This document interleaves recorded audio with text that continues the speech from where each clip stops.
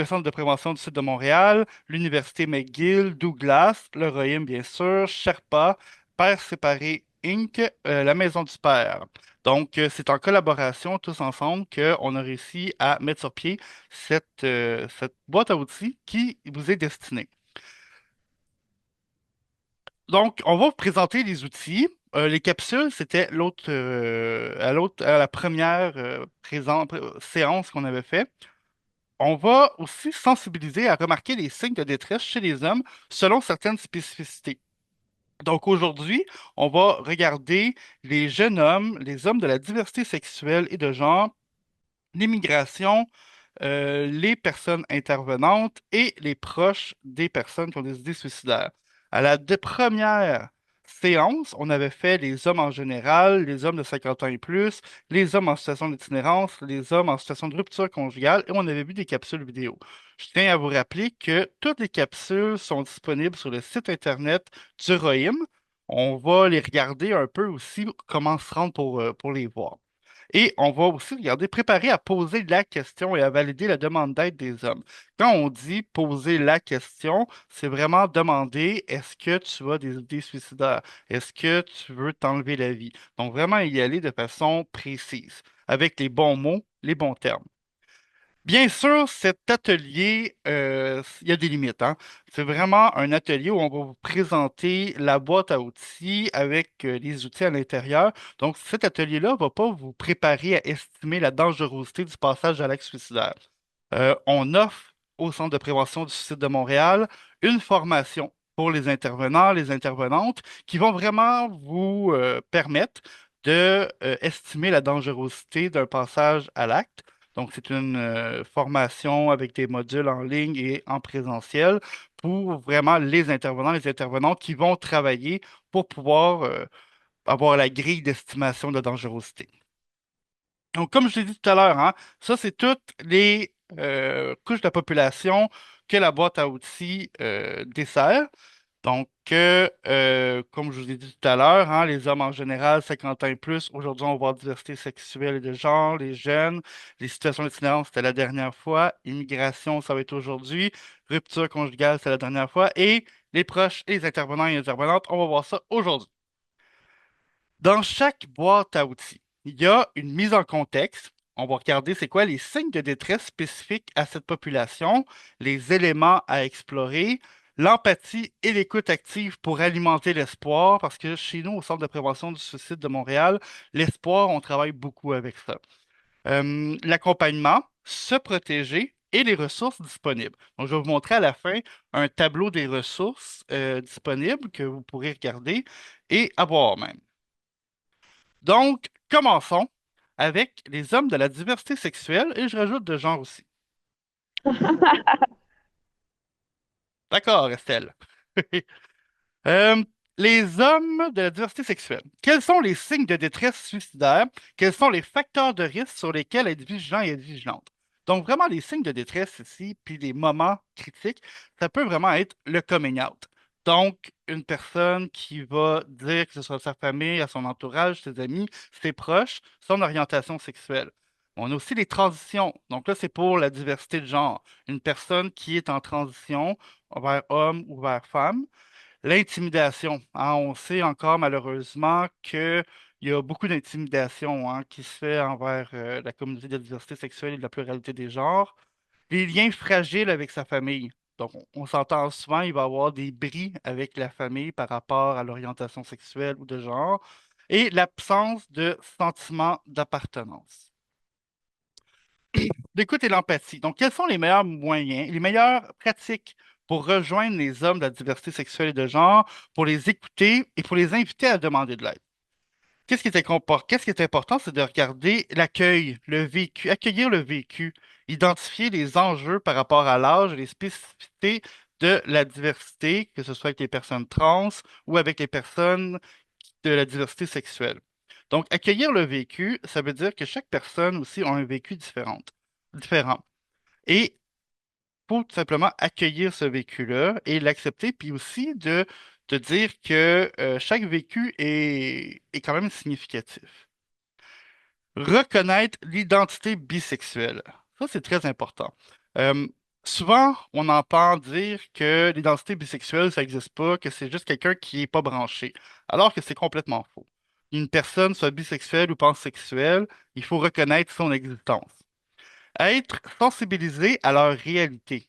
Donc, être sensibilisé à leur réalité, ça ne veut pas nécessairement dire euh, de, de, de se mettre à la place de la personne. Ça veut dire simplement être sensibilisé. Ça veut dire que peut-être qu'on a des biais aussi nous-mêmes, puis d'être conscient qu'on peut avoir ces biais-là. Cibler, c'est quoi les besoins de la personne. Ne pas intensifier la différence. Par exemple, quand on dit, écoute, moi, je fais pas partie de la communauté, mais, donc ça revient un peu à ce que je disais tantôt avec la sensibilité, hein, être sensibilisé. Et porter attention aux pronoms. Euh, vous pouvez tout simplement le demander, c'est quoi le pronom. Dire, est-ce que tu préfères il, elle ou il, puis tout simplement respecter ce que la personne dit. Si vous faites une erreur, si à un moment donné vous mégenrez quelqu'un et que ce n'est pas fait d'une façon malveillante, vous vous excusez, vous dites, ah, je m'excuse, j'ai pas dit le bon pronom, puis ça finit là. Il n'y a pas de problème. Les facteurs de protection. Donc, identifier un ou des rôles modèles pour la personne, prendre soin de l'estime de soi, faire preuve de non-jugement, hein. Donc, dedans, je vais rentrer aussi les biais hein, qu'on peut avoir inconscients. Prendre soin de son ego, de son authenticité, donc à la personne. Créer des liens avec les ressources appropriées. Hein, on sait qu'il y a plein de ressources qui existent aussi. Hein, je pense euh, à la Fondation Émergence, je pense à la ligne ou ligne d'écoute. Il y a quand même plusieurs ressources qui existent. Il ne faut pas hésiter à les employer. Laisser de la place pour l'humour, de la créativité et l'art. Donc, que ce soit pas tout le temps formel, hein, qu'on trouve un peu des contextes informels. Identifier une communauté soudée et tenir compte des communautés virtuelles. Ici, c'est vraiment important de tenir compte des communautés virtuelles parce que souvent, des gens, je pense à par exemple quelqu'un qui est plus dans un milieu un peu plus rural ou qui vit avec des gens ses parents, sa famille, qui sont pas nécessairement d'accord avec l'orientation sexuelle ou de genre. Donc souvent, ces personnes-là vont se tourner vers les communautés virtuelles pour pouvoir justement partager le vécu qu'ils ou elles ont. Renforcer les éléments protecteurs nommés par la personne et réduire ou éliminer les éléments de dangerosité nommés par la personne. Vous allez vous rendre compte que les points 7 et 8 reviennent très souvent parce que c'est important hein, de renforcer les éléments protecteurs nommés par la personne. Donc, cette personne-là, lorsqu'elle nomme c'est quoi ces éléments protecteurs, il faut vraiment renforcer ça. Et à l'inverse, réduire et éliminer les éléments de dangerosité toujours nommés par la personne. Maintenant, allons avec notre deuxième outil, les jeunes hommes. Donc, quels sont les signes de détresse suicidaire? Quels sont les facteurs de risque sur lesquels il faut être vigilant? Pour les jeunes hommes, il faut aussi regarder les facteurs de risque en ligne. Hein. Donc, on sait qu'en ligne, il n'y a pas toujours du monde bienveillant. Il peut y avoir aussi des gens très malveillants. Les facteurs de risque psychologiques, les facteurs de risque familiaux aussi. Hein. Les facteurs de risque comportementaux et les facteurs de risque sociaux. L'empathie et l'écoute. Donc, quelles sont les meilleures pratiques pour rejoindre les jeunes hommes, pour les écouter et pour les inviter à demander de l'aide? Adopter une approche qui est centrée sur le jeune homme. Donc, vraiment adopter une approche qui va être centrée sur la personne. Identifier des activités que le jeune homme aimerait explorer. Valoriser l'approche par les pairs. L'approche par les pairs, aussi au Centre de prévention du Suicide de Montréal, c'est quelque chose qui nous tient à cœur. Hein, on parle du savoir expérientiel. Donc, c'est des personnes qui ont vécu un peu les mêmes choses qu'une autre. Donc, les pairs aidants, ça aide. Et des activités bienveillantes, hein, donc tout simplement avoir une posture de bienveillance. Et, donc, je présume que c'est tout ce que vous faites dans vos rôles respectifs. Maintenant, quels sont les facteurs de protection? Il faut exposer à des activités dans des contextes adaptés. Par exemple, une piste de course. Hein? Donc, explorer des activités dans un contexte vraiment adapté à la personne. Si la personne aime courir, par exemple, si la personne aime les arts. Donc, essayer de s'adapter un peu à des contextes comme ça. Éviter les bureaux stériles. Là, je ne suis pas en train de dire de tout refaire la décoration de vos bureaux, là, mais essayer de trouver peut-être des lieux plus ludiques, trouver des endroits plus colorés. Donc, un milieu qui ne serait pas blanc, beige. Des fois, ça peut être des affiches, ça peut être vraiment quelque chose de minime, là. Identifier des adultes de confiance. Donc, qui sont les adultes significatifs pour ce jeune-là? Puis les adultes de confiance, là, ça peut être vraiment n'importe qui, hein. Ça peut être un coach, ça peut être un professeur, ça peut être un directeur, ça peut être un parent, hein, même. Ça peut être plein de gens. C'est tout simplement un adulte qui est significatif et qui surtout en qui le jeune fait confiance. Identifier des pairs prosociaux, hein, on revient encore avec nos pères aidants. Nourrir leur intérêt et leur passion, hein. Donc, quelqu'un qui a un jeune qui a une passion, tantôt j'ai dit pour le théâtre ou la course, donc nourrir cet intérêt-là, parce qu'on nourrit ces intérêts-là, en même temps, on alimente l'espoir. Mettre en place des espaces sécuritaires, hein, des espaces où ces jeunes-là vont pouvoir s'exprimer librement, où il n'y aura pas de jugement et on va être dans la bienveillance, encore une fois. La psychoéducation partagée, par exemple, leur donner l'opportunité de partager ce qu'ils connaissent, hein? Donc, pas tout simplement avoir une posture de hiérarchique, même je dirais, là, de se dire dans le fond que le jeune aussi peut nous en apprendre, puis que ce soit plus un partage. Renforcer les éléments protecteurs nommés par la personne et réduire ou éliminer les éléments de dangerosité nommés par la personne. Donc, on revient encore au point 8 et 9, au même point. Maintenant, on va regarder les hommes issus de l'immigration. Donc, quels sont les signes de détresse suicidaire? Quels sont les facteurs de risque sur lesquels il faut être vigilant pour les hommes issus d'immigration? Donc, il faut regarder tous les enjeux reliés à la deuxième génération, même je vous dirais à la troisième génération. Sentir que personne ne les comprend, hein, on s'entend, hein, quelqu'un qui est issu d'immigration, qui arrive dans un milieu qu'il ne connaît pas, avec des repères différents. Donc, ça se peut, hein, que la personne issue d'immigration, que l'homme issu d'immigration se sente un peu dépourvu, puis qu'il se sente aussi un peu perdu. Donc, il faut accepter que ces personnes-là se sentent mal compris et aussi d'essayer de les outiller. Perte d'emploi, hein, parce que souvent, on s'entend, l'employabilité pour les personnes issues de l'immigration, c'est pas toujours facile, ne serait-ce aussi que la reconnaissance des diplômes. Les cibles de discrimination ou de crimes haineux.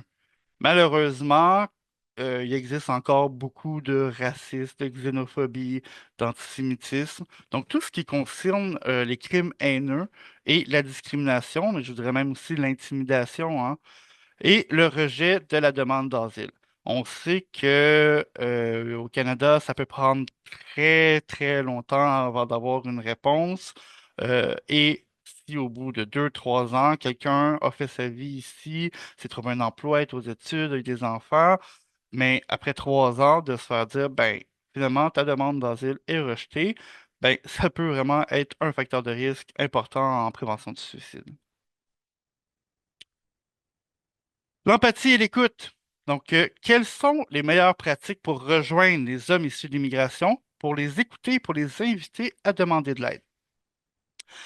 Donc, il faut avoir une compréhension des stress liés à la migration chez les hommes.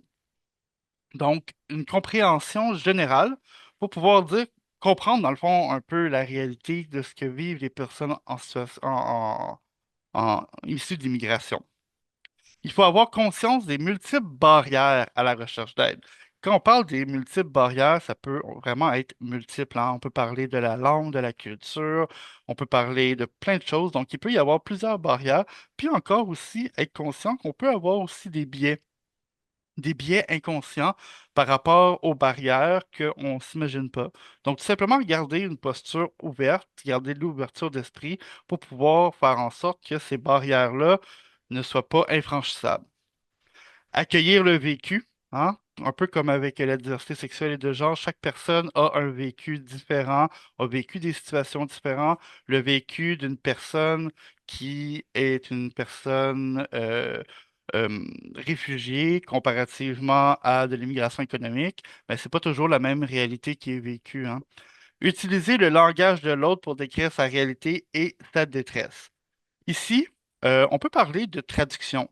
Seulement, je vous dirais de faire attention, par contre, si la personne qui traduit est un membre proche de la famille, est un ami, quelqu'un de la communauté, ben, ça peut apporter aussi d'autres barrières. Ça se peut que la personne devant vous, l'homme, hein, devant vous, ne veuille pas dire, dans le fond, ce qu'il ressent, tout simplement parce qu'il connaît la personne. Donc, si c'est possible d'avoir un service d'interprétation à l'extérieur du milieu familial ou du milieu de la personne, même de la communauté, c'est optimal. Maintenant, quels sont les facteurs de protection?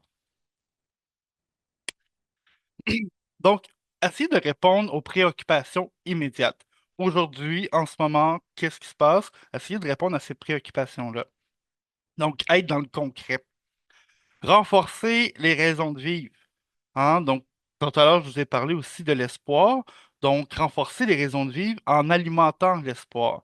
En regardant avec la personne, c'est quoi justement ces raisons de vivre, puis d'alimenter ça. Avoir des pères aidants. Hein? On revient avec nos pères aidants. Renforcer les éléments protecteurs nommés par la personne. Réduire et éliminer les éléments de dangerosité toujours nommés par cette personne-là. Renforcer la perception et la sollicitation du support social, encourager la participation aux activités communautaires et ou religieuses. Donc ici, encourager la participation pour que la personne puisse se sentir dans puisse sentir un sentiment d'appartenance, puis que ce soit communautaire ou même religieux. Ici, la religion, ça peut aussi être un facteur de protection, mais ça peut aussi être un facteur de dangerosité. Donc, tout simplement, si une personne dans sa religion, par exemple, si le suicide, c'est quelque chose d'illégal ou c'est quelque chose de péché, ben, c'est sûr que ça peut être une barrière. Mais ça peut aussi être un facteur de protection pour ces personnes-là. Et surtout, ne pas invalider les objections morales, culturelles ou religieuses au suicide si elles agissent comme facteur de protection. Donc, c'est un peu ce que je viens de dire, hein. Si ça, les, les objections morales, culturelles ou religieuses au suicide se produisent, ben, il faut juste pas l'invalider. Donc, on peut dire, par exemple, que le suicide est quelque chose qui arrive, que ça peut arriver à n'importe qui, mais ne pas dire, ah ben là, ce que tu dis de ta religion, c'est pas bon. Donc, simplement dans le choix de mots, ne pas invalider la personne en tant que telle. Maintenant, on va parler des proches. Donc, les proches des personnes qui ont des idées suicidaires. Donc, quels sont les signes de la détresse suicidaire? Quels sont les facteurs de risque sur lesquels être vigilant ou vigilante? L'absence de limite, l'hypervigilance. Donc, on sait que les proches, hein, des gens qui vivent avec des idées suicidaires, il faut parfois qu'ils puissent mettre leurs limites, ce qui n'est pas toujours facile, parce que dans le fond, on aime notre proche qu'on aide, hein. Donc, l'hypervigilance aussi, ça veut dire d'être toujours en alerte. Ça veut dire, dans le fond, c'est qu'on vit beaucoup dans la peur dans ce temps-là. Il faut éviter le désespoir, hein. On peut se dire, oh mon Dieu, j'y arriverai jamais, mon proche, j'ai l'impression que ça va jamais mieux. Les sentiments d'incompétence. C'est normal de se sentir parfois incompétent, puis de sentir que on est en train de déraper, sentir que on n'a pas les compétences pour pouvoir supporter notre proche, ou être dans une situation de proche aidance 24 heures sur 24, 7 jours sur 7. Donc, il y a des gens qui vivent avec les proches en tant que proches aidants. Mais cette situation-là fait en sorte qu'ils sont 24 heures sur 24, 7 jours sur 7 aux prises avec cette situation-là. Donc, la charge mentale, elle est immense. L'épuisement, la fatigue, la colère, le fatalisme, la tristesse, la dépression et l'impuissance. Donc là, on s'est fait un beau kit en bas, là. Hein? L'épuisement, la fatigue. Donc, ça peut aussi être la fatigue de compassion aussi qui peut arriver. Donc, une colère. La colère, ça peut être envers soi-même, ça peut être envers la société, qui on a l'impression que le système ne fonctionne pas. Ça peut être même envers la personne qu'on aime, qu'on aide, notre proche aide, notre aide de personnes qu'on aide. Le fatalisme, hein, ça se peut qu'on se dise, et mon Dieu, ça marchera jamais. La personne a des idées, mon proche a des idées suicidaires constamment, mais donc développer une certaine forme de fatalisme, de tristesse, de dépression et l'impuissance. L'impuissance, je vous ai parlé tantôt un peu d'un sentiment d'incompétence, mais l'impuissance aussi peut arriver, hein. Tu sais, par exemple, quelqu'un qui est un proche aidant, mais qui a aucune formation, que ce soit en relation d'aide ou quoi que ce soit, ben, ça se peut qu'à un moment donné, cette personne-là se sente impuissante. Dire que ben, si j'essaie d'aider mon proche, je l'aime de tout mon cœur, mais je sens pas que j'ai les compétences pour pouvoir le faire. Je sens que je suis vraiment dans une spirale d'impuissance. Donc, on va regarder maintenant qu'est-ce qu'on fait avec ça. Donc, quelles sont les meilleures pratiques pour rejoindre les proches, pour les écouter, pour les inviter à demander de l'aide. Donc, l'empathie et l'écoute. Hein? Donc, l'empathie, la valorisation, protéger l'ego du proche, l'encouragement, porter attention à son sentiment de compétence.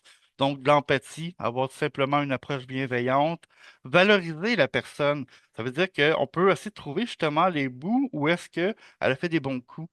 Dire, ah ben justement, tu sais, quand tantôt tu me disais que tu as fait ça, ben c'est super, c'est bon. Donc, valoriser le fait que la personne a fait des bons coups. Parce que souvent aussi, les gens, dans un contexte de proche aidance, ils savent pas s'ils font correctement.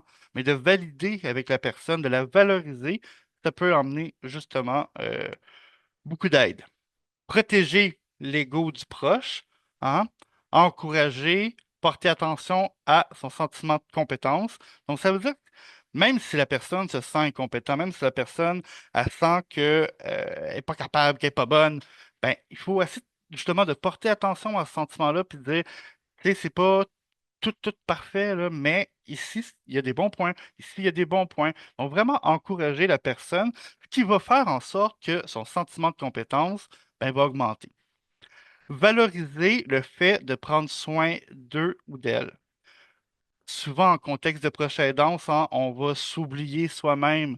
Alors, il faut vraiment valoriser le fait que la personne qui est proche aidante, elle doit prendre soin d'elle aussi, de prendre soin de de faire des activités par elle-même, de nourrir ses passions.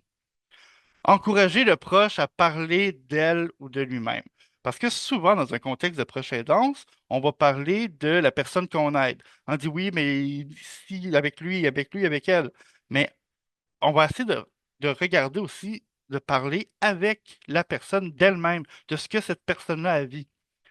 Souligner les forces d'aller chercher de l'aide. Hein? On sait aller chercher de l'aide, c'est pas toujours facile, principalement chez les hommes.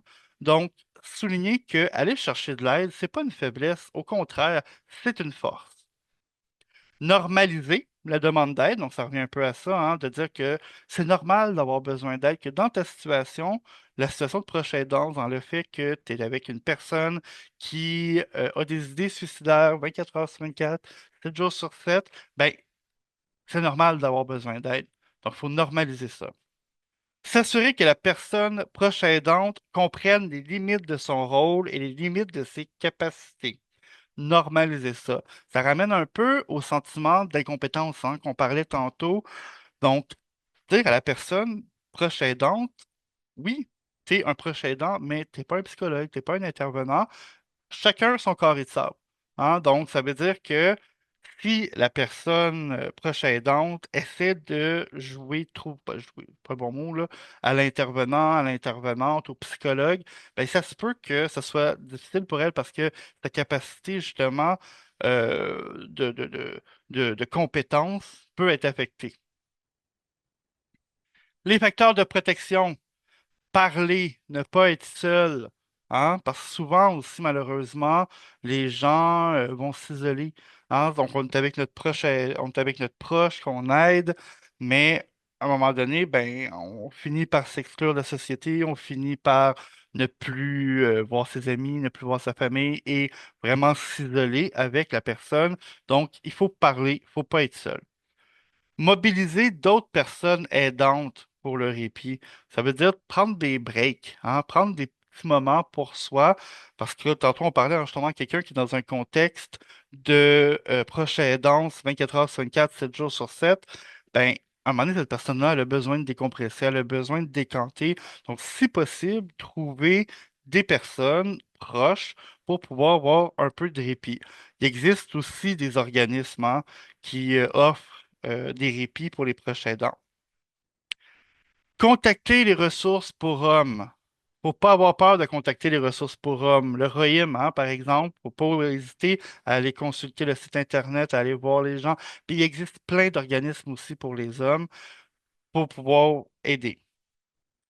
Renforcer les éléments protecteurs nommés par la personne. et réduire ou éliminer les éléments de dangerosité nommés par la personne. Donc, c'est nos deux points qui reviennent. Maintenant, on va parler des personnes intervenantes. Euh, donc, quels sont les signes de la détresse suicidaire? Quels sont les facteurs de risque sur lesquels il faut être vigilant ou vigilante? Ici, donc là, quand on parle des intervenants, des intervenantes, je parle beaucoup de beaucoup de personnes hein, qui m'écoutent en ce moment. Euh, la fatigue de compassion. On sait que ça peut arriver hein, dans notre milieu. Travailler trop, le surinvestissement. Donc, parfois des gens, hein, peut-être que certaines personnes vont se reconnaître, vont se lancer corps et âme dans le travail et se surinvestir. Le manque d'empathie, qui peut aussi arriver avec la fatigue de compassion. Refuser le soutien de ses collègues. Entre collègues, théoriquement, on vit à peu près les mêmes choses. Puis je comprends aussi que ça peut être difficile de dire à un collègue, Hey, moi j'ai de la difficulté en ce moment, là, j'aimerais ça avoir de l'aide.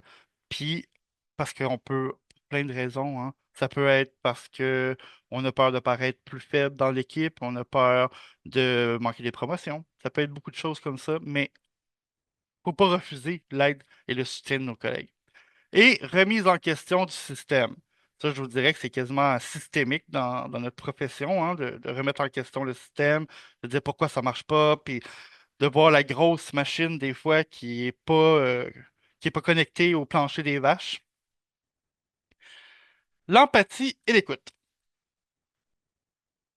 Donc, quelles sont les meilleures pratiques pour rejoindre les intervenants, les intervenantes, pour les écouter et pour les inviter à demander de l'aide? Normaliser, dédramatiser et valider la demande d'aide. Hein, souvent, en tant qu'intervenant, on essaie de mettre en pratique chez les autres, hein, de normaliser, dédramatiser, valider la demande d'aide. Ça peut être plus difficile pour nous-mêmes, hein. Éviter la comparaison entre collègues. Souvent, on peut se dire, en tant qu'intervenant, en tant qu'intervenante, dire, Hey, mon collègue, là, il vient de voir des cas vraiment rough. Moi, j'ai eu un cas moins rough, puis ça m'affecte tellement.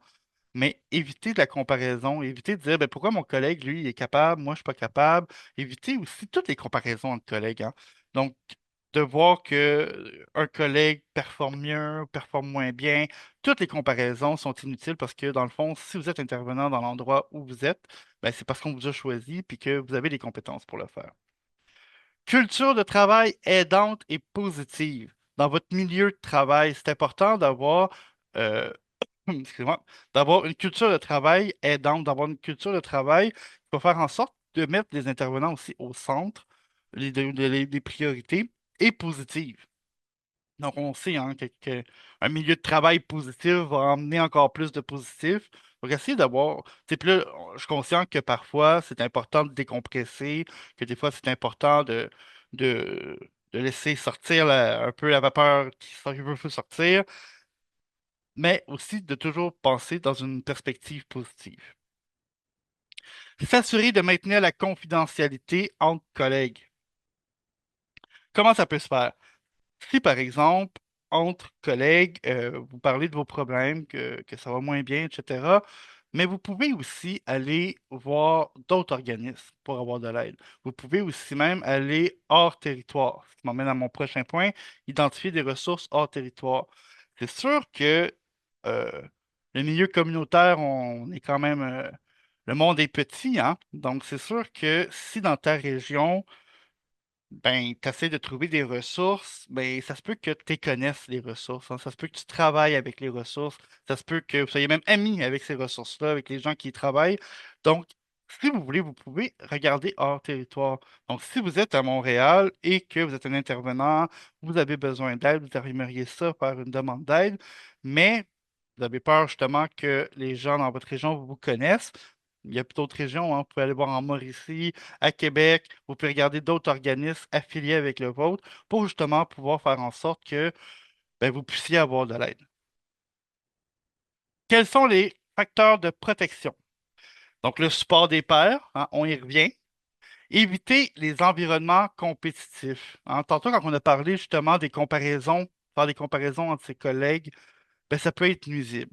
Donc, justement, les environnements compétitifs peuvent faire en sorte qu'il y ait de la comparaison qui se fasse et que ça affecte votre bien-être. L'introspection, l'encouragement, inclure la personne dans son traitement. Retrouver le goût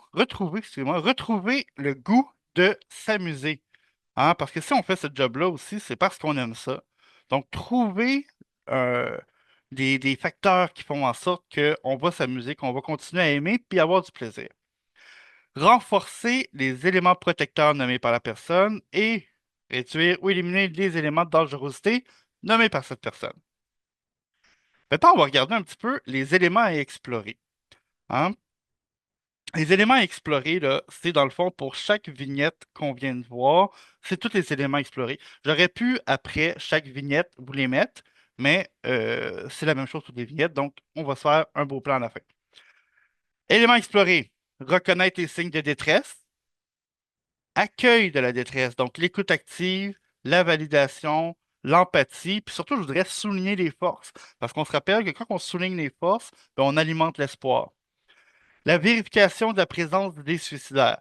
Pour vérifier si la personne a des idées suicidaires, il n'y a pas 25 000 façons de le faire. Il faut demander à la personne, as-tu des idées suicidaires? Je suis conscient que c'est pas facile à faire. Je suis conscient que ça peut être difficile parce que parfois même on peut se dire, ben je sais pas quoi faire s'il me dit oui. Hein? Bon, si la personne dit oui, il y a des ressources qui existent, comme le Centre de prévention du suicide de Montréal. Donc, si une personne vous dit qu'elle a des idées suicidaires, ben, on va explorer la planification puis l'imminence d'un passage à l'acte suicidaire. Donc, on va regarder, est-ce que la personne a un plan?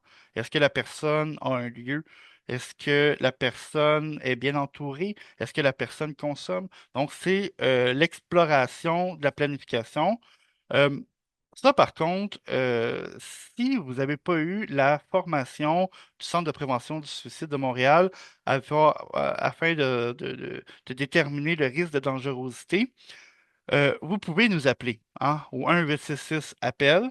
Vous nous appelez avec la personne et finalement, nous, on va pouvoir, avec notre grille d'estimation de la dangerosité, regarder c'est quoi l'imminence du passage à l'acte. Est-ce que c'est proche? Est-ce qu'il y a encore du jeu? Mais je vous dirais, si, ben pas je dirais, je vous dis, si une personne vous dit qu'elle a des idées suicidaires et qu'elle a son plan, qu'elle sait c'est où, qu'il y a plusieurs signes de détresse qu'elle a mentionnés, puis que vous avez peur pour sa vie, ben, vous appelez le 911. Moi, je vous dirais, si vous n'êtes pas à l'aise de faire le 911, appelez-nous au 1-866 appel, puis nous, on va pouvoir justement estimer c'est quoi la dangerosité. Puis nous, si on estime que la dangerosité est très élevée et qu'il y a un risque pour la vie de la personne, ben, on va appeler le 911 pour vous. L'exemple que je donne souvent, c'est si n'importe qui hein, se promène dans la rue, puis il trébuche, puis il se blesse, puis là, ben, il y a une fracture ouverte avec un os qui sort, puis de sang qui gicle, ben, on se posera pas de questions. On va se dire, OK, ouais, il faut appeler 911, la santé, la sécurité, la vie de la personne est en danger, elle perd plein de sang. On n'hésite pas, on fait le 911. Mais en santé mentale, c'est la même chose. Si vous avez peur pour la vie d'une personne, si vous sentez que cette personne-là a un risque très élevé de passer à l'acte imminemment, ben, vous faites le 911 tout simplement.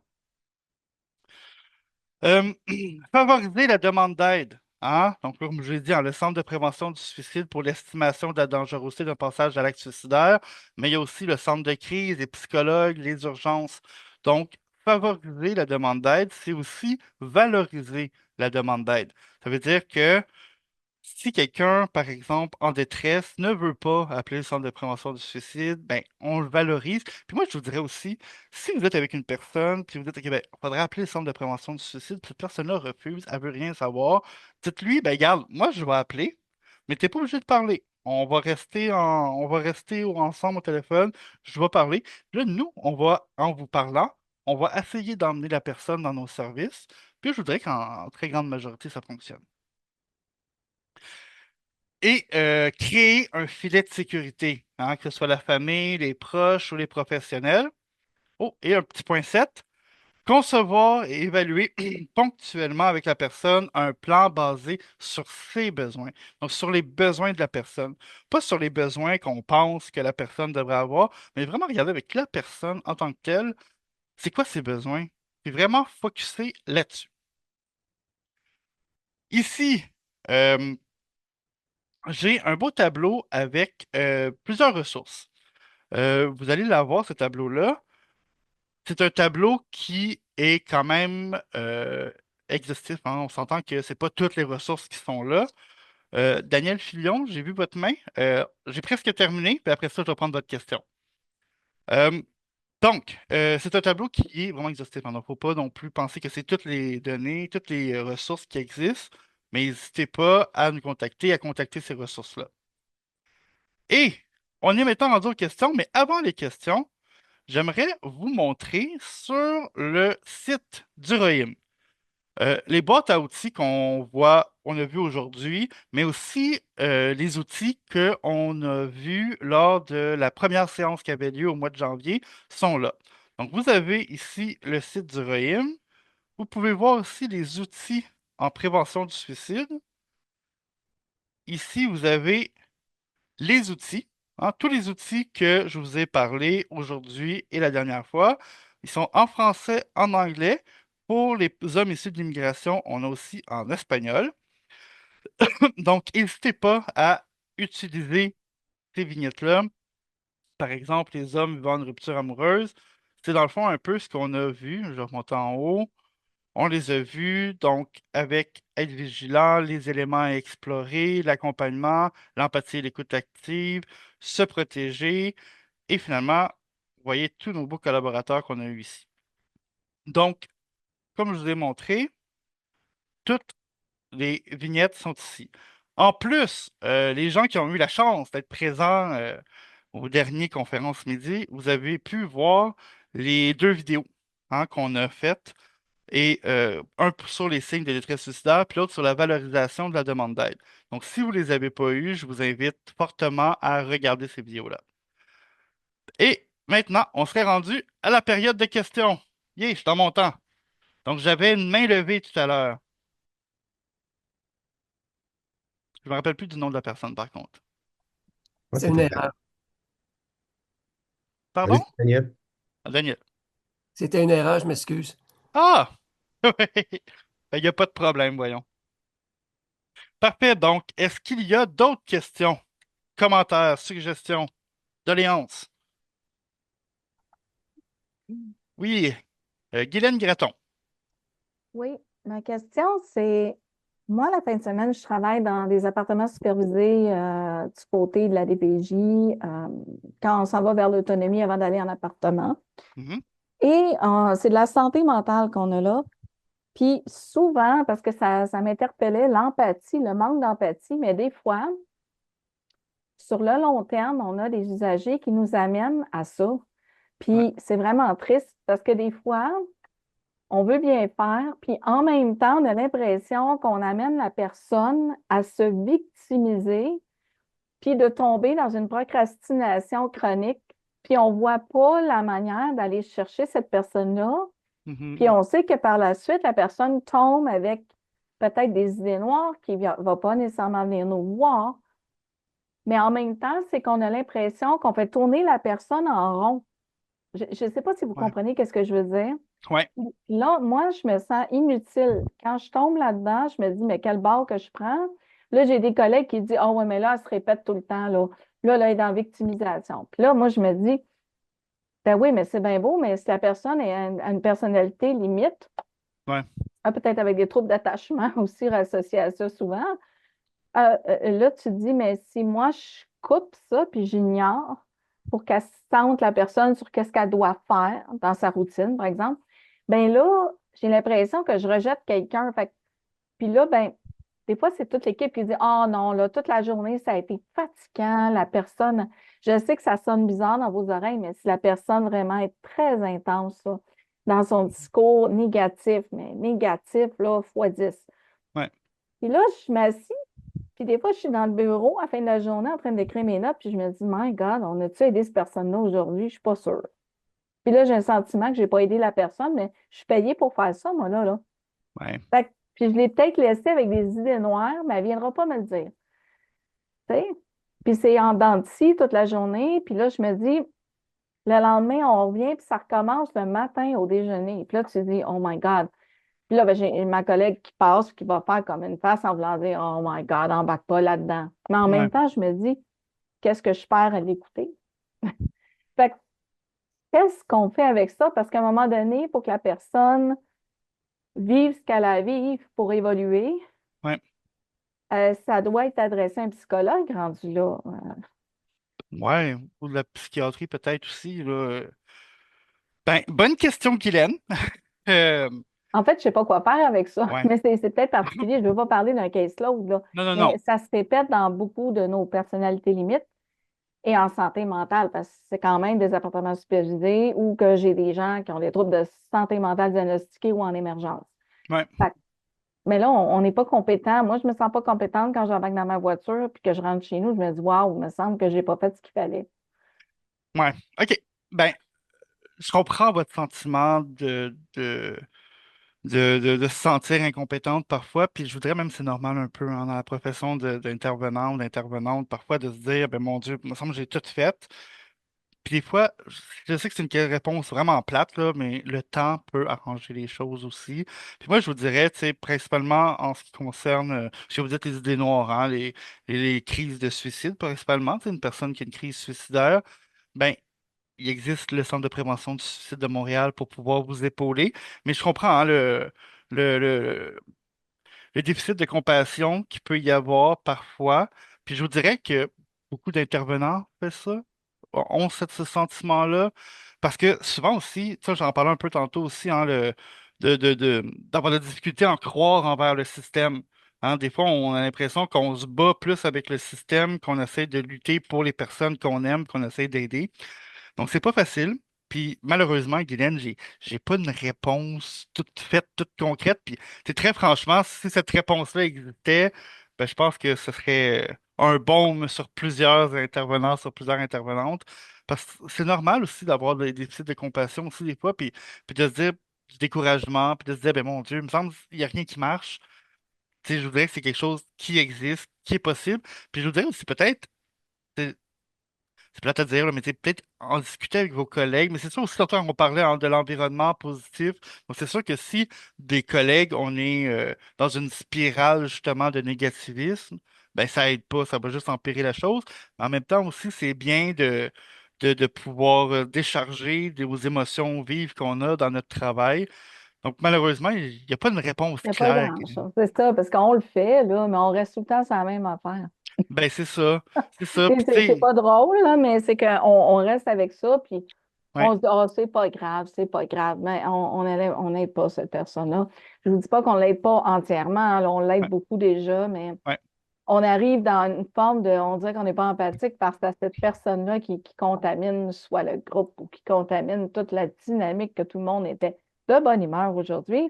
ouais, Et puis finalement, on n'y arrive pas. Puis là, tu te dis, mais empathique, ouais, non, je ne suis ouais. pas. Ouais, puis tu sais, puis je dirais même c'est correct.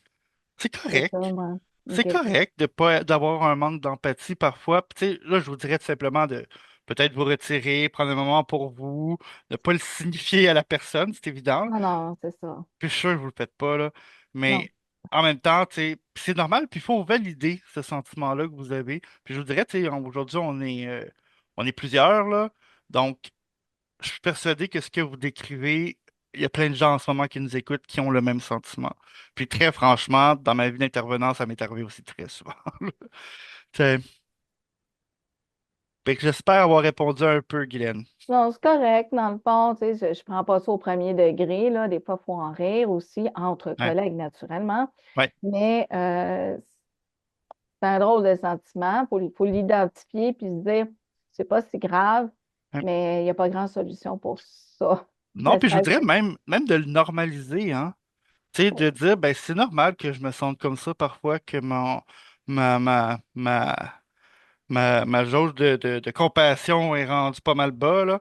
Tu sais, puis c'est normal pour le normaliser, je pense. OK, merci. Merci, Guylaine. Si tu permets, Michel, Oui, pour Guylaine, oui, il y a des suggestions dans le clavardage Ouais, qui hein? peuvent vous intéresser, là, notamment une formation sur le trouble de personnalité limite, également aussi bon, le soutien clinique, l'accompagnement clinique des membres de l'équipe ou d'une personne extérieure là, à votre équipe pour vous soutenir dans l'accompagnement que vous offrez. Donc, c'est ça. Il y a une petite question aussi. En fait, on va y aller avec les mains levées. ouais. Shaza, bonjour. Bonjour.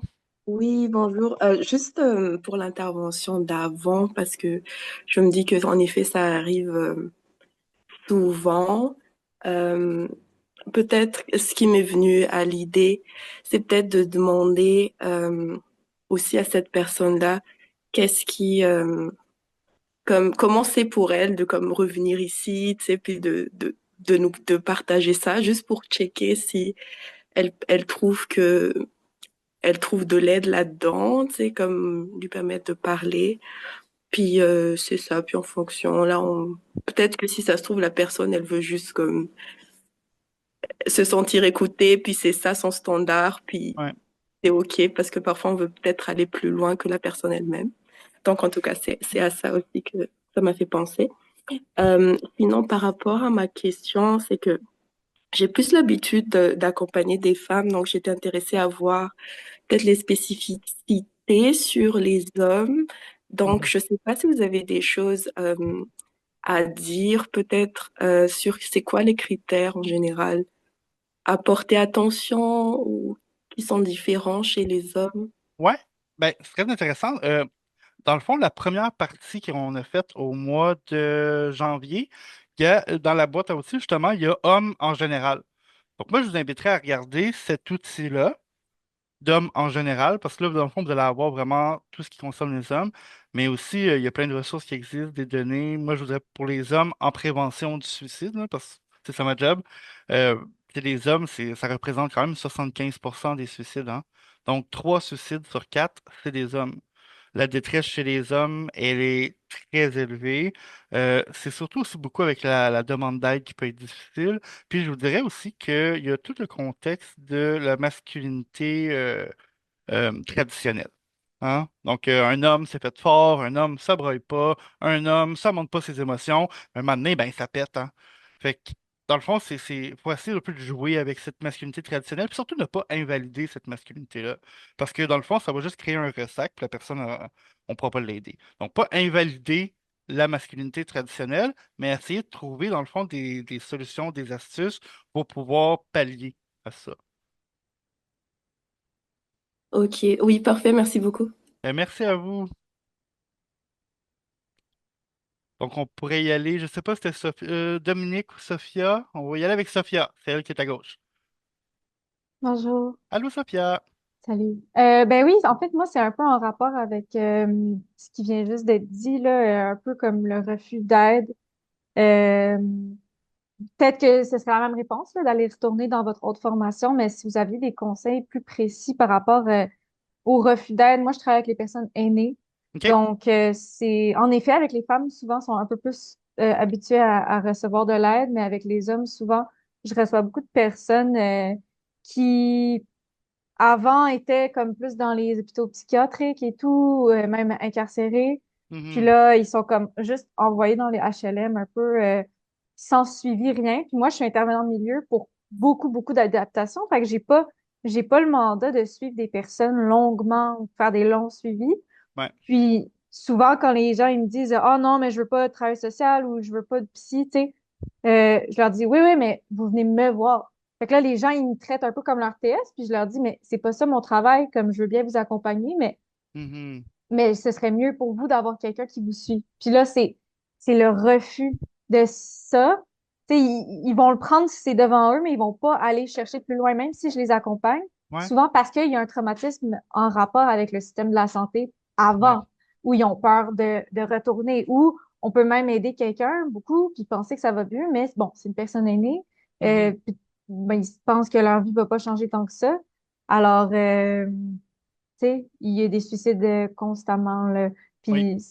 Puis je sais pas si vous avez des conseils pour encourager les gens dans la recherche d'aide ou si c'est juste comme il faut juste l'accepter à un moment donné, que Ouais. c'est Ben, ça leur revient un peu. décision. Ouais, ça revient un peu à ben, la discussion qu'on a depuis tout à l'heure aussi, là.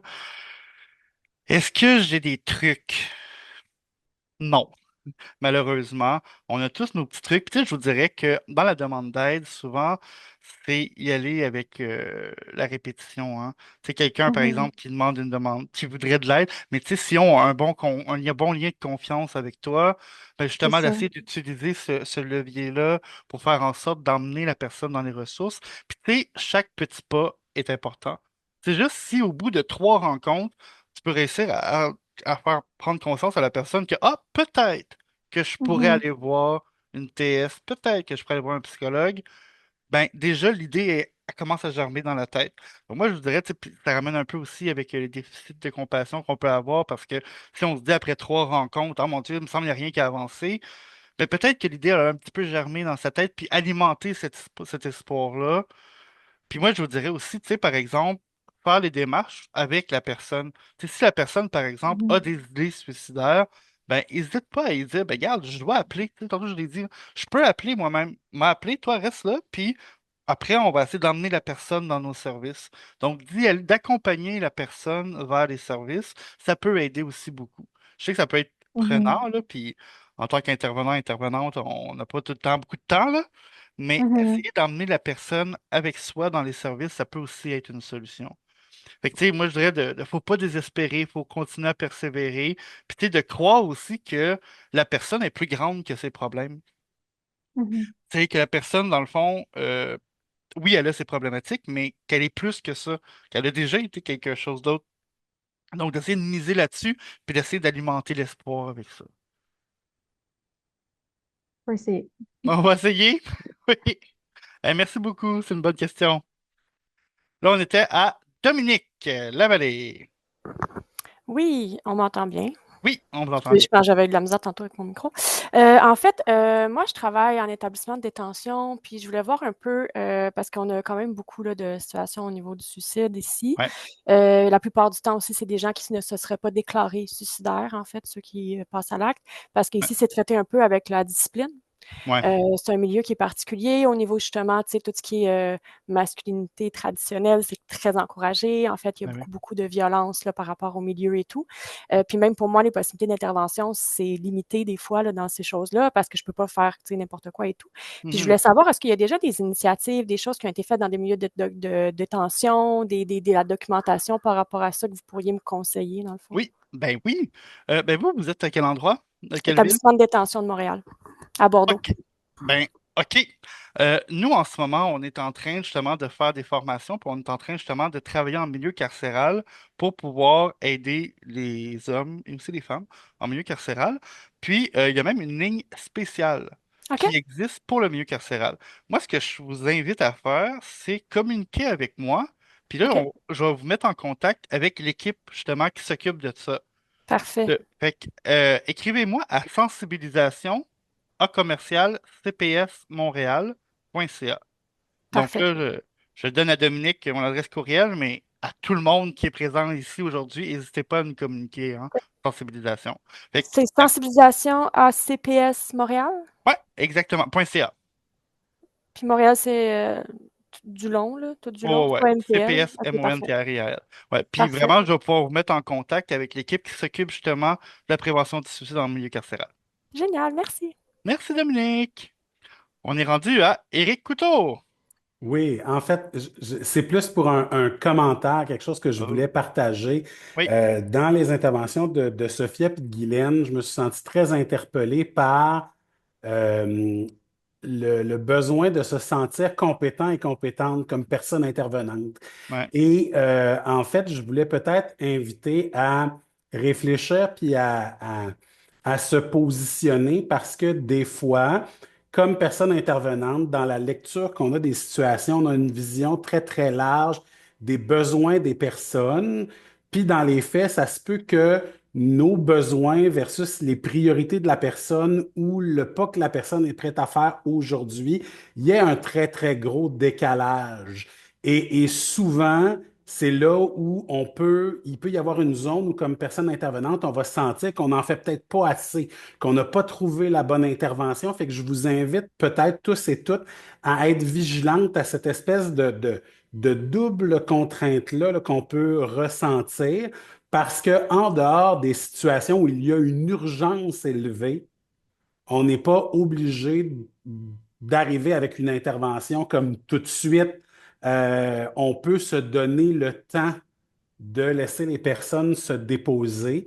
Puis, je veux juste rappeler pour les gens qui, quand ils viennent s'ouvrir à vous, s'ils sont réfractaires à la référence, si je ramène la question de à quel point pour des hommes, surtout socialisés dans la masculinité traditionnelle, c'est difficile de demander de l'aide, ben dites-vous que ça a peut-être pris tout leur petit change pour vous ouvrir à vous leur situation. Fait que c'est sûr que si vous offrez de référer automatiquement, ben dans le fond, ce que vous dites, c'est que là, toute l'énergie qu'ils y ont mis, ils n'ont pas fait nécessairement la bonne chose. C'est comme ça que ça peut être reçu. Fait que moi, pour ça, je vous invite, comme Michel, tu l'as suggéré, à vraiment rentrer dans cultiver le lien, puis peut-être penser l'intervention un petit peu plus sur le long terme, puis un petit peu plus dans une perspective à relais, où vous aurez peut-être des collègues aussi qui vont pouvoir en fait combler là, d'autres aspects de l'intervention. Mhm. Ah, merci beaucoup, Eric. Tu résumes un peu ma pensée. Merci beaucoup. On a une dernière question de Gladys. Oui, bonjour. Tantôt au Bonjour. début, vous avez parlé de Suicide Action Montréal qui offrait des formations pour comment intervenir auprès. Juste une parenthèse, on est maintenant le Centre de prévention du suicide de Montréal. On a changé de nom il y a 2 ans. Ah, ok, parfait, d'accord. C'était pour Centre de prévention en suicide, c'est ça, le bon Oui. nom maintenant? Oui, c'était Ah. pour savoir, est-ce que on pourrait avoir les contacts de la personne qui le fait? Et Mhm. aussi, parce que j'ai beaucoup aimé la formation personnellement, même si je ne connais pas un peu le milieu d'intervention de tout le monde. Moi, j'ai travaillé comme intervenante communautaire scolaire. Donc, OK. je dirais que peut-être que je suis de moins en moins en situation où un parent viendrait nécessairement me parler de suicide, que ce soit une maman ou un papa. Ouais. Mais je trouve quand même pertinent de s'y préparer aussi. Oui. On n'essaie jamais. Mieux vaut prévenir. Je pense que Oui. j'ai vu une affiche quelque part de mieux vaut prévenir que mourir. Oui. So, j'aimerais savoir, est-ce qu'il y a possibilité d'avoir le contact de la personne qui s'en occupe comme ça, autant pour moi que mes collègues que je pourrais proposer au travail. Oui. Ben, si vous voulez, est-ce que vous voyez encore mon écran que je partage en ce moment? Oui. OK. Vous voyez ici, là, sur le site du Centre de prévention du site de Montréal, il y a l'onglet Formation. Puis ici, vous avez, dans le fond, les formations qu'on offre et vous pouvez faire un premier contact avec l'équipe puis nous écrire ici pour faire justement, vous avez la tarification, vous avez tout ici sur le site Internet. Je vais quand même, écrivez-moi. Tantôt, j'ai dit là, sensibilisation à commercial cpsmontréal.ca. Écrivez-moi à cette adresse-là. Puis là, je vais pouvoir regarder un peu avec mon équipe. Puis dites-moi un peu vos besoins. Puis ça va me faire un grand plaisir. Hein, justement, les formations, ici, on en a plusieurs, là.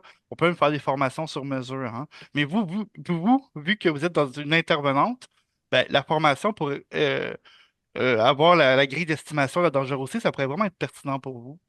Fait que, écrivez-moi à sensibilisation. Est-ce qu'on pourrait, je ne sais pas si une personne pourrait l'écrire dans le chat. Ça sera plus facile de... Je peux l'écrire immédiatement. Attendez un peu. Et Sensibilisation. j'avais une deuxième question aussi. Allez-y.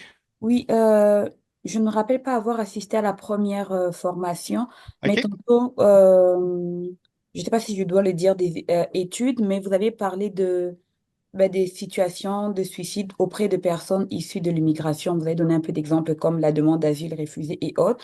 Je Ouais. voulais savoir, est-ce que c'était plus les personnes en général ou je dirais les hommes noirs, par exemple? Parce que moi, je viens du Congo, OK? Kinshasa, Ouais. et je vous dirais que le suicide, je ne dirais pas que ça n'existe pas, mais il y a une partie où inconsciencieusement ou je sais pas comment le dire, mais on n'y croit pas dans un sens où aussi en lien avec la religion, c'est considéré comme un péché autant tuer une personne que se donner la mort, ce qui fait que c'est quand même difficile si je rencontre un parent congolais. Ouais. euh, J'essaie de voir comment je pourrais mieux former ma question pour que vous le compreniez, mais je voulais savoir si, est-ce que dans vos recherches, vous avez essayé de voir comment est-ce que les hommes noirs réagissaient au suicide. Ben, c'est qu'est-ce qu'ils en pensent déjà, Ouais. euh, par exemple. Oui, ben c'est vraiment intéressant parce qu'en ce moment, ben là, je sais qu'on a dépassé le temps, donc merci pour les personnes qui étaient là, mais peut continuer un peu justement pour les personnes qui ont le temps de rester avec moi. Pour répondre à votre question, c'est quelque chose de très complexe. Puis là, justement, vous avez parlé des hommes noirs, mais justement, tu sais, par exemple, un homme haïtien, c'est pas la même chose qu'un homme congolais. Puis vous avez parlé aussi de la religion. La religion aussi, c'est un facteur qui rentre en ligne de compte. Comme je disais tantôt, il faut pas invalider, dans le fond, le fait, par exemple, si le père congolais dit ben, le suicide, ça n'existe pas, mon enfant n'a pas de suicide, c'est impossible, ça n'existe pas. Ben, ne pas l'invalider mais lui faire prendre conscience que c'est une réalité qui existe. C'est Mhm. pas facile, puis tu sais, je vous dirais, c'est beaucoup, tu sais, les facteurs religieux et, et culturels peuvent jouer en ligne de compte. Puis, très franchement, comme je vous disais, en ce moment, je suis en train de bâtir avec une de mes collègues justement des ateliers avec les personnes issues de l'immigration pour donner des ateliers. Puis, on se rend compte que c'est très difficile parce que on a comme tendance à faire un bloc monolithique. C'est-à-dire, les personnes immigrantes, c'est ça. Mais c'est pas ça. Tu sais, il y a tellement de facteurs, il y a tellement de cultures, il y a tellement de visions du monde qui s'entremêlent que c'est difficile justement de donner une réponse concrète. Moi, je vous dirais que dans une situation bien particulière où quelqu'un refuse l'existence du suicide, ben, d'essayer de trouver d'autres leviers. Hein, de se dire peut-être que pour ce jeune-là, ben, son milieu familial ne sera pas le milieu qui va pouvoir l'aider, mais trouver d'autres leviers, d'autres intervenants, trouver des proches aidants aussi. Par exemple, dans la communauté congolaise, ben, il y en a des gens qui croient au suicide. Donc, j'essaie de faire un peu, tantôt que je disais avec les pères aidants, hein, de dire, OK, ben, tu vois, une autre personne qui est de la même culture que toi dit que ça existe. Donc, peut-être se référer à cette personne-là. Regardez aussi avec les organismes communautaires, hein. Il y a beaucoup d'organismes communautaires pour les personnes issues de l'immigration qui commencent à travailler beaucoup avec la santé mentale. Très franchement, la santé mentale, c'était un peu le parent pauvre, hein. On dit, ah, ça n'existe pas ou peu importe, mais de plus en plus, ça existe, des organismes communautaires pour les personnes issues de l'immigration qui vont inclure la santé mentale. Fait que moi, je vous dirais, désespérez pas, puis écrivez-nous hein, pour les formations. Ça va nous faire un gros plaisir d'essayer de vous former le mieux possible. Parfait, merci beaucoup. Merci beaucoup, Gladys. Est-ce qu'il y a d'autres questions ou est-ce que j'en ai manqué dans le chat? Oh, il y a beaucoup de discussions dans le chat. Tant Euh, mieux. ouais, c'était Oui, surtout des liens que les gens se sont envoyés suite à l'intervention de Guylaine. Euh, ouais. As-tu le temps, Michel, de prendre une Ouais. dernière question? Oh oui, oui, j'ai le temps, j'ai le temps. Je m'excuse, j'ai essayé de lever ma main, mais ça fonctionne pas. OK. OK. Oui, bonjour, je m'excuse. Mon nom, c'est Marie-Claire Léonard. Je m'excuse, je pense, j'ai pas réussi à lever ma main. Je voulais juste donner un commentaire. J'avais écrit dans le fond dans le chat, je sais pas de quelle façon ça pourrait être amené, mais de mettre l'emphase sur l'accueil psychosocial dans le CLSC le plus proche. Dans le fond, nous, l'accueil psychosocial, c'est que on reçoit les clients de n'importe quel code postal. Donc, des fois, il y a des personnes qui sont en détresse et qu'ils passent par hasard à côté d'un CLSC qui est potentiellement ouvert. Ben, il y a aussi peut-être de mettre l'emphase là-dessus parce que nous, on accueille dans le fond le client, puis on fait dans le fond la référence nécessaire, puis on intervient immédiatement au niveau du risque suicidaire. Ce que moi, je me rends compte, c'est que des fois, les gens ne veulent pas parler toujours au téléphone. Ils veulent, comme vous disiez, préserver l'anonymat, mais aussi d'avoir quelque chose de proximité. Donc, c'est quelque chose peut-être à, je ne sais pas dans quelle mesure, suggestion, peut-être à faire ajout à quelque part, je ne sais pas de quelle façon. Merci. Ben, merci à vous. Euh, ben oui, comme dans le fond, c'est intéressant ce que vous dites parce que il existe des ressources, hein. Puis des fois, merci beaucoup de l'intervention parce que souvent, on les connaît pas tous, les ressources. Donc, merci beaucoup de nous emmener une pierre de plus à notre immeuble. J'ai une autre question de... J'espère que je vais bien prononcer. Sajit.